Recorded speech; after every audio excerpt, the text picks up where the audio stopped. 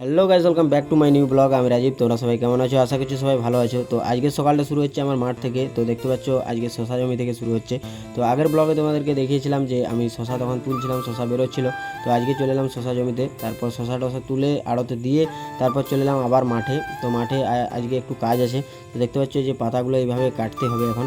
তো প্রচণ্ড রোদ দিচ্ছিলো আজকে, তার জন্য বেশি পারিনি, আর অনেকটাই গরম লাগছিল।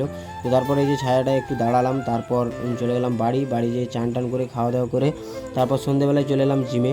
তো সারাদিনের যে ক্লান্তিটা এই জিমে এসে আমার 1 মিনিটে শেষ হয়ে যায়, কারণ এই জিম এমনই একটা জায়গা, এটা এরকম শান্তি কোথাও পাবে না তোমরা। তো চলো তোমাদেরকে আজকের মতো আমার এক্সারসাইজ করা কমপ্লিট। আর আজকে আমার এক্সারসাইজ ছিল ব্যাক আর বাইসেপ। তো তোমাদেরকে দেখাচ্ছি কীরকম কি পাম্প হয়েছে। তো দেখতে পাচ্ছ, তো